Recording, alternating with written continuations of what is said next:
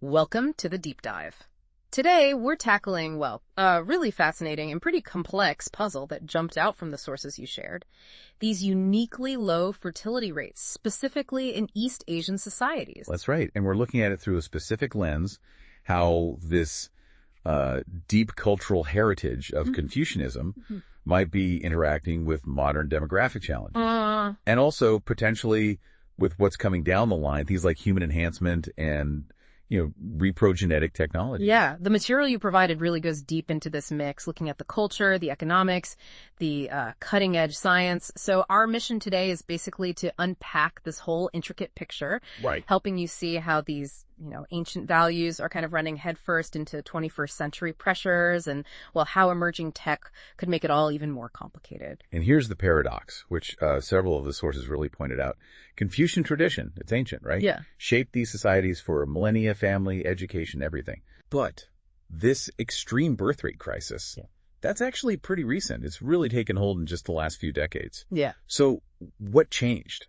What created this pressure point? And how could future choices like selecting or enhancing traits actually make things worse? That's a key question. Exactly. Okay, so let's start by just framing the problem. I mean, declining fertility, that's definitely a global trend in developed nations. We see that everywhere. Sure. But the material consistently shows that East Asian societies, we're talking China, Japan, South Korea, Taiwan, Singapore, Hong Kong, Macau, their birth rates are like among the lowest in the entire world. Not just low, but really low. Precisely. And, while we know the common factors play a role, urbanization, more education, women in the workforce. Right, the usual suspects. Yeah, even environmental stuff like pollution, microplastics, metabolic issues. Right. The sources argue these things don't fully explain why East Asia stands out so much, even compared to other developed places, or places with maybe even worse pollution but higher birth rates. So what does the research point to then? Well, a lot of it converges on the impact of one study called a unique parochial mindset and worldview, which is really deeply shaped by these sociocultural factors. Okay, so this is where the Confucian heritage really comes into play for understanding the crisis. Right. Let's unpack how some of those traditional Confucian values kind of clash with modern urban life. Think about patriarchy, for instance. Okay. The historical expectation, women as primary caregivers handling the home. That now directly conflicts with the economic reality that women need to work, need to pursue careers, especially in expensive urban centers. And that's quite different from, say, many Western countries where even with dual incomes, there's been a shift, right? More acceptance of non-marital births, cohabitation, things that have helped cushion fertility rates a bit. Exactly. That strong aversion to births outside marriage, it's still a major factor in many East Asian cultures. And then you add the work culture. Oh yeah, that deeply ingrained virtue of diligence, Ken. In the modern world, that often translates into these incredibly stressful, all-consuming work environments. Just no work-life balance. Very little, yeah, which makes managing, let alone raising, more than one kid seem almost impossible for many people, if they even have one at all. And then there's the social pressure aspect. Huge. That intense psychological vulnerability to peer pressure, social conformity. One study highlighted how this, combined with this laser focus on academic achievement for kids, Right.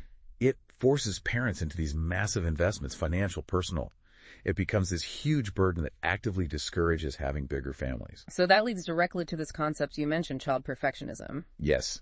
Several pieces of research identify this as a core, maybe unique driver of the ultra-low fertility there. This idea rooted in the culture that you must invest everything to make your child excel, to be, perfect. And the history behind that is fascinating. You trace it back to the ancient imperial exams, the Cadagna system in China, which spread to Korea and Vietnam. Exactly. For centuries, that wasn't just a test.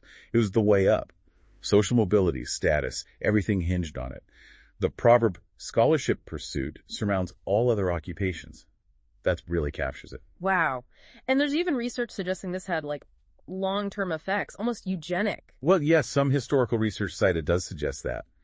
One study looked at genealogical records, finding that men who passed these exams, the degree holders, they historically had significantly more surviving sons than those who didn't. And you even had leaders like Lee Kuan Yew in Singapore explicitly linking these past patterns, successful men having more kids, to the idea of deliberately creating a smarter population. Right.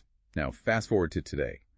Those hyper-competitive college entrance exams, the Gaokyu in China, the Sunong in South Korea, similar ones in Vietnam, they're seen as the modern version of the imperial exams. Like your whole life depends on this one test. That's exactly how many perceive it. There's that stark Chinese proverb, one exam dictates one's life chances. And the sources mention things like rerouting traffic, stopping construction on exam days. Yeah, it just shows how incredibly high the stakes are perceived to be. It underscores this deep, deep credentialism. University degrees are valued above almost everything else. Even if the job market actually needs more vocational skills. Right. Even then.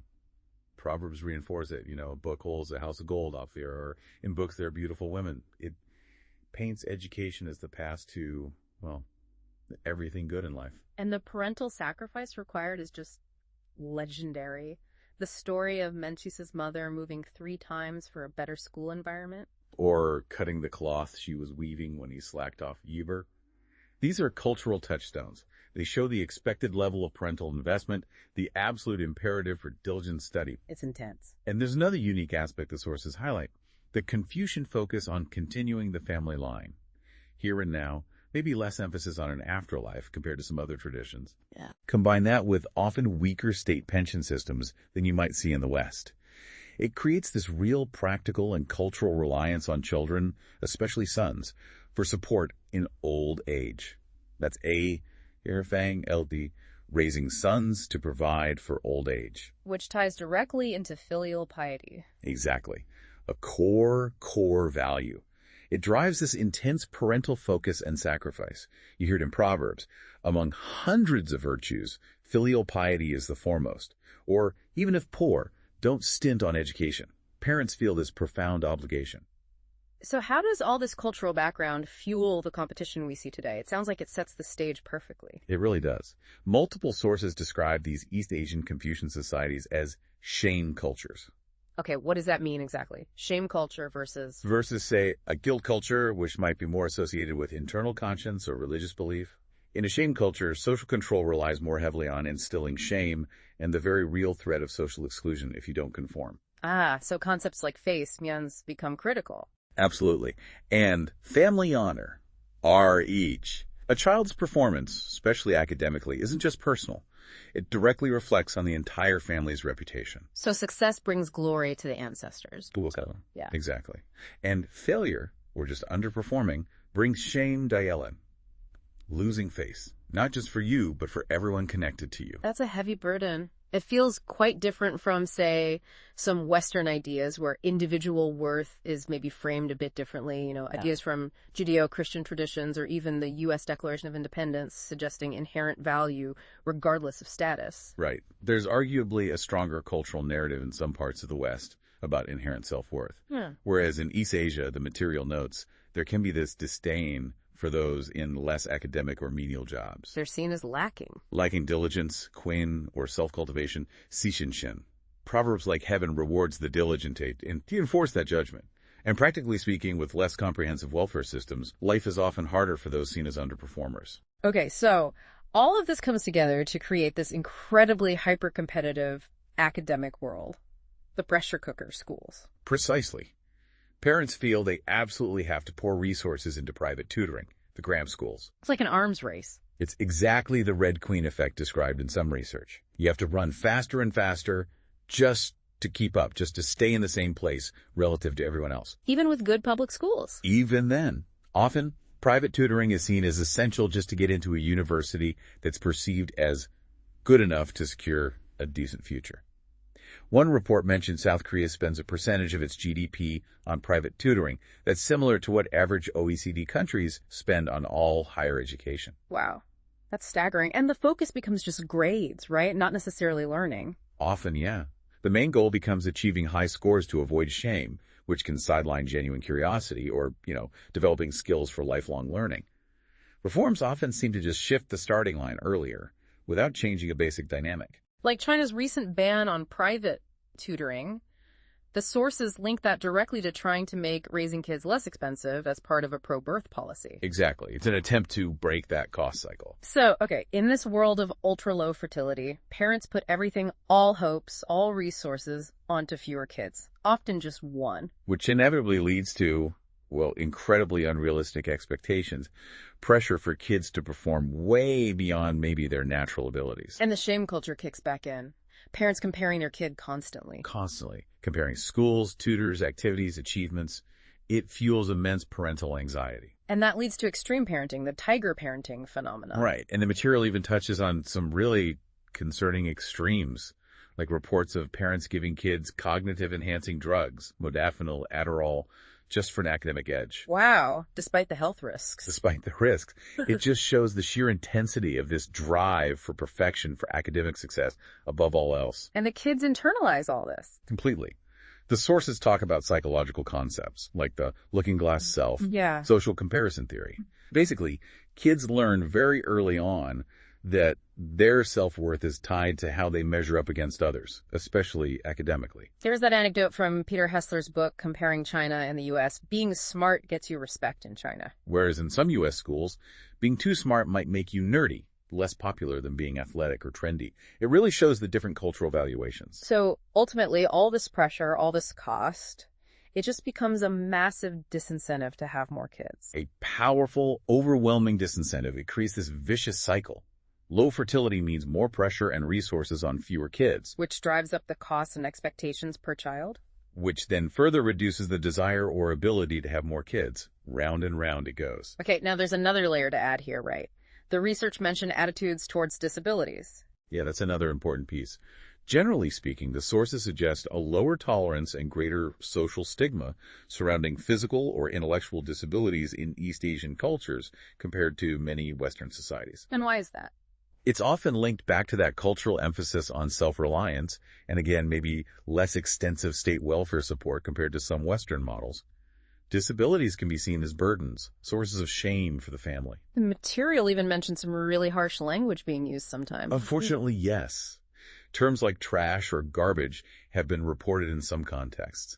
And sometimes interpretations within Mahayana Buddhism might link such conditions to ideas of bad karma, adding another layer of stigma. And this fuels demand for testing. Significantly. Yeah. High rates of prenatal screening, genetic testing, especially PGT, pre-implantation genetic testing in places like China. It's driven by these sociocultural factors, maybe fewer strong religious or ethical objections than in some parts of the West, and even government policies encouraging older women to have kids, which increases age-related genetic risks. Which brings us straight to these emerging technologies and, well, consumer eugenics. Right. Now, historically, eugenics, coined by Galton, was about trying to improve the human race by selecting desirable traits. Social Darwinism applied that socially. Leading to horrific state policies. Exactly, targeting marginalized groups. But the sources we looked at are very quick to critique the fundamental fallacy in that old eugenics idea. How so? Well, they point out that many genes labeled bad actually have evolutionary benefits. Think malaria resistance or the thrifty gene hypothesis for metabolism may be crucial for surviving famines. So getting rid of them isn't necessarily good. It could actually reduce humanity's overall resilience to future challenges we can't even predict. Genetic diversity is valuable insurance. And there was that provocative point about anomalies in talent. Yeah, some sources argue that genetic variations, even ones linked to conditions, might contribute to unique talents. They cite examples like Beethoven, Einstein, maybe even figures like Musk or Zuckerberg, whose abilities are sometimes linked speculatively to traits associated with conditions like bipolar or autism spectrum. The idea being, if we'd screen them out. The world might be significantly poorer for it. It's a challenging thought. So how is modern consumer eugenics different? The key difference is it's usually framed as personal reproductive choice, using tech like PDTP that's polygenic embryo screening, or maybe future germline genome editing. It's not state coercion. And the argument for it is? Often based on procreative beneficence. This philosophical idea that parents have a moral duty to choose the child they think will have the best chance at the best life.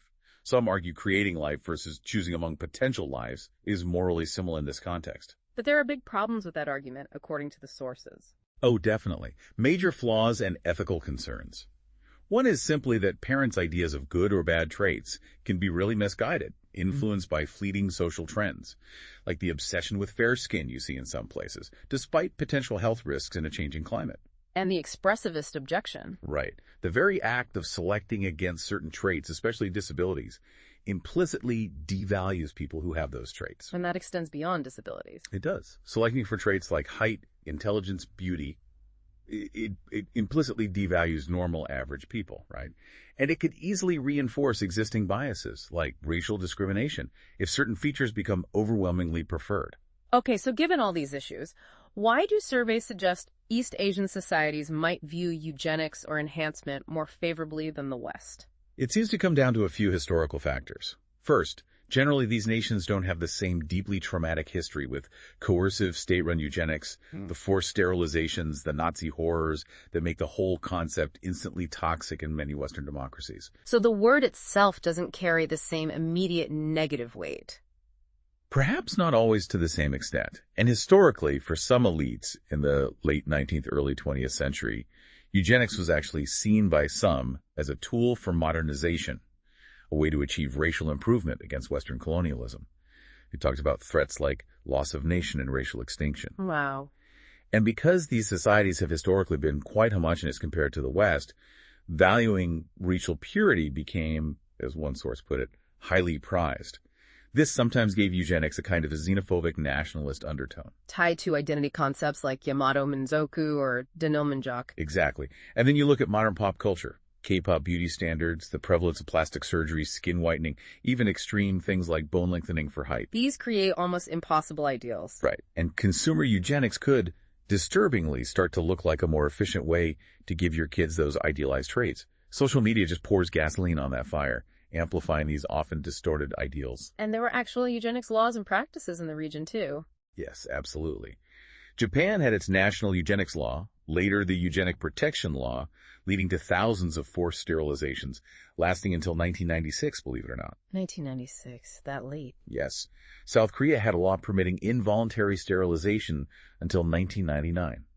Taiwan has its eugenic health law, allowing selective abortion for genetic defects. And Singapore, under Lee Kuan Yew, famously implemented policies like the Graduate Mother Scheme incentives for educated women to have more kids, sterilization incentives for less educated women, all based on his strong beliefs about inheriting intelligence. And then there's that uterine morality idea among some Chinese feminists. Yeah, a complex point raised in the source is this idea of selecting partners specifically for perceived genetic quality, beauty, intelligence, wealth. It connects to this paradox of leftover women. Highly educated urban women finding it hard to meet partners matching their high standards, partly due to gender imbalances in higher education graduates. So all this competition, this focus on credentials, what's the outcome? The sources talked about an oversupply of graduates. Yeah, exactly. A major consequence discussed is this oversupply of university graduates compared to what the job market actually needs, especially in terms of technical and vocational skills. Which leads to unemployment. Increasing youth unemployment and underemployment, yeah. Especially for graduates. There's even that term in China, rotten tail kids, for unemployed grads living off parents, like unfinished buildings. So you get graduates taking jobs they're overqualified for. Right. Lower skilled jobs, gig economy work, food delivery, cleaning, because the degree doesn't guarantee the upward mobility it once promised. And this fuels disillusionment. Widespread disillusionment, yes. Which is linked to these social withdrawal phenomena, hikikomori in Japan and South Korea, the lying flat and let it rot movements in China. These aren't just individual choices. They're seen as societal responses to this seemingly unwinnable rat race. Okay, so let's loop back to the core concern. How could these new enhancement technologies make the demographic crisis, the low fertility, even worse? Well, they could become the ultimate tools for child perfectionism, right? Beyond tutoring, parents might feel pressure to use PGTP to select embryos for predicted IQ, height, complexion. Or maybe future brain chips aimed directly at boosting exam performance. Even if the tech isn't perfect. Even then, PGTP for complex traits has limits number of embryos, gene-environment interactions. Genome editing has safety concerns. But the pressure could be immense. Pressure from where? Society? Companies? Both. Social pressure from peers, amplified by profit-driven companies marketing these technologies, maybe even using guilt-tripping tactics. Don't you want the best for your child? And the sources mentioned fertile couples using IVF just to get access. Yeah, that's a real concern. Discuss otherwise healthy couples undergoing invasive IVF solely to screen or edit embryos for enhancement. Some ethicists would call that malpractice. So here's the potential cycle. The tech is expensive. Very expensive. PGTP, editing, brain chips. likely a huge financial burden. So parents who might have wanted, say, 2 or 3 kids might decide they can only afford one enhanced child. That's the core fear, that the sheer cost leads parents to opt for just one optimized child, directly worsening the already low birth rates. But what about the counter-argument? Could costs come down? Economy of scale? The material addresses that. Maybe costs decrease, maybe enhanced kids need less tutoring, offsetting costs. But the critique is Pretty strong. Many complex medical procedures needing skilled professionals. Think dental implants, they stay expensive, even when mature.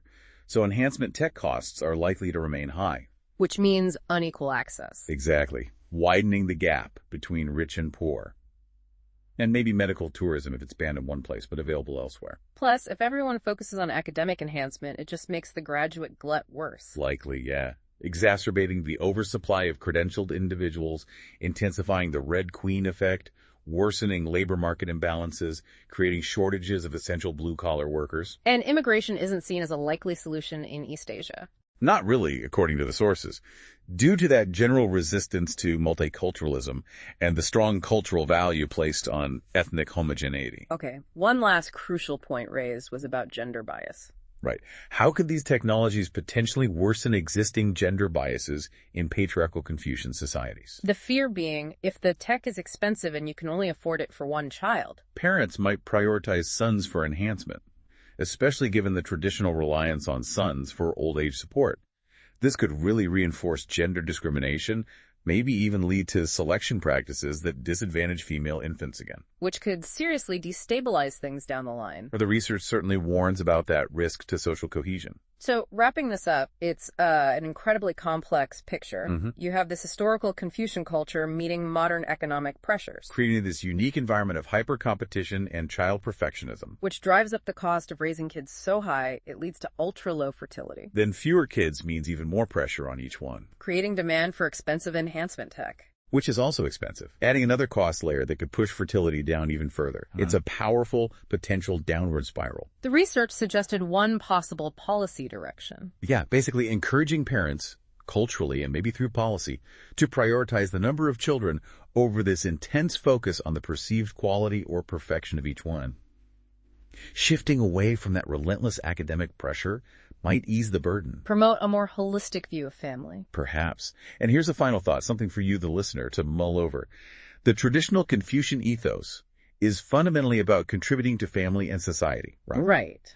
Could that value actually be better fulfilled, not by trying to engineer one perfect child for maximum status, but maybe by embracing diversity? Yeah. By raising multiple children with varied talents, recognizing that maybe biological, evolutionary, even reproductive success in this uncertain world actually lies in that variation. It really makes you question how we define success, doesn't it? For our kids, for our societies, for ourselves. From ancient exams to gene editing. What does success really mean?